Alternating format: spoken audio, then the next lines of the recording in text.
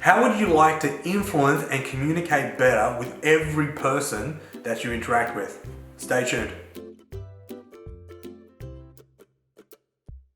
Hey, Luke Pearce here, back with another video for self-mastery. I am a certified trainer in NLP, timeline therapy, and hypnotherapy. And today, I want to take you through a video that is really going to help you out with dealing with people. The number one thing that you deal with on a daily basis, probably 100 times a day, is people. So in order to get a better communication with that person or to influence them in order to do the things that makes your life a lot easier, you're going to need to know the next thing that we're going to talk about. So rapport is something that we all sort of know about, or I hope we all know about. Rapport is just like, right, how much do I like and trust you? How much do I get along with you? How much am I influenced by you? My definition of rapport is how much someone is influenced by you. It's really important. So your message that you send out through your communication is made up of 3 different types. The tonality, the tone that you use when you speak, the words that you speak, and then the body language that you use while you're speaking. So that's the message. People might say one thing with their words, but their message means another thing. So people can say yes and mean no. People can say no and mean yes. If you didn't know about this, then your communication, your influence that you're trying to get across to another person is coming across like very, mumbly. It doesn't work that great. So let's go through this real simply.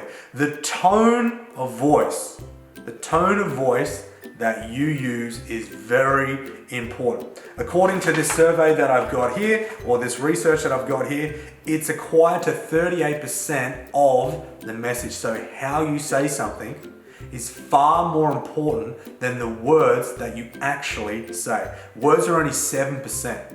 The actual words that you say, 7%, it's not that much. And then 55% is your body language. So that's really, really important. Let's give you an example. Let's say the words, right? If I said, I've got a little staffy, right? When I say a little staffy, he's short, but he looks like a keg on legs. His name's Chopper, he's a dead set legend, and he's getting pretty old now. But if I say to him, hey Chopper, come over here, buddy. I'm gonna smack you. You've been such a naughty boy. Come here, come on. Chopper's gonna run straight up to me and he's gonna be like, oh my God, what do you want? Like, this is awesome, I'm gonna get a pat. What if I said to him, Chopper, come over here. Come over here right now. I want to shower you with gifts and love you more than ever. Guess what Chopper's gonna do? He's gonna run the other way.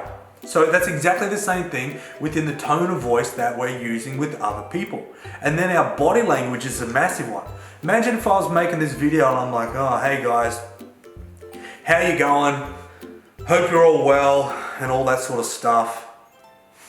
Automatically, you're just going to jog on. You're not going to stick around because the body language is not there. So remember, those 3 things make up your message. This is what makes up your rapport when you're working or when you're dealing or influencing someone else. There's a few different points, but I want to take you through each one. You can match their voice, their tone, and their pace. If someone is a really slow talker and you're really fast and you want to get them really excited and make them do stuff, it's not going to work because they're talking really slow. You're going to be too fast for them and vice versa. So depending on what it is you want them to do, you've got to be flexible enough to mold in to their communication style. If someone comes into my office and they're talking really slow, then I'll start out talking really slow as well. But then what I'll do is I'll start to get a little bit faster and start to get to a pace where we're both happy with. That will help you out hugely. The next one is you can match their body language. Now this is like rule number 1 of rapport is don't be weird, right? But this is also really important to match their body language. If someone is, sitting crossed arm, then maybe after they sat crossed arm, then you could do the same thing. If someone goes like this to think, then maybe you can do the same thing. Why? Because people like people who are like them or who they want to be. It's absolutely fundamental, right? This is my top tip for teaching rapport to anyone. Be genuine. Just be genuine, just be you, just be real. Rule number 1, don't be weird. Don't try and match and mirror everything that they're doing because people are going to catch on to that. All right, the next one is like match their eye contact. Not everyone wants to look deeply within your eyes. but some people do. Some other people are going to be looking out over to other places while they do their talking, and then they'll come back. Match their eye contact, because there's nothing worse than having a really good conversation with someone, and if you don't like people staring in your eyes, them being like this. It almost feels like they're reading your soul. That's not a nice thing to do. And there's also nothing worse than wanting to really engage and connect with someone and them looking everywhere else but you. So a few tips that you can take on board. And the very last one is like, be like them. When I say be like them, I'm not talking about like, copy them or be weird. Don't be weird, rule number one. But I'm talking about like, talk their language. Put it that way, talk their language, speak their language, and your communication is going to go through the roof. So there you go. I really hope that helps you out when you are talking, when you're communicating, when you're influencing the people that you're influencing.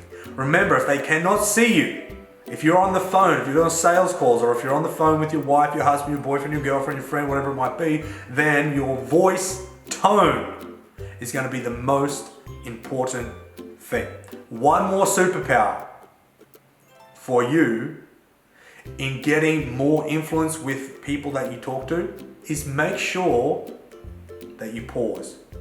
Just pause a little bit longer when you're speaking. In your mind, you can silently count 1, 2, 3, and then say whatever it is you need to say.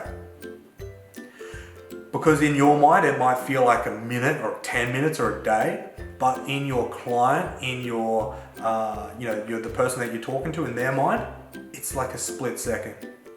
But that split second gives them a little bit of time to process everything that you're saying. And it really helps out.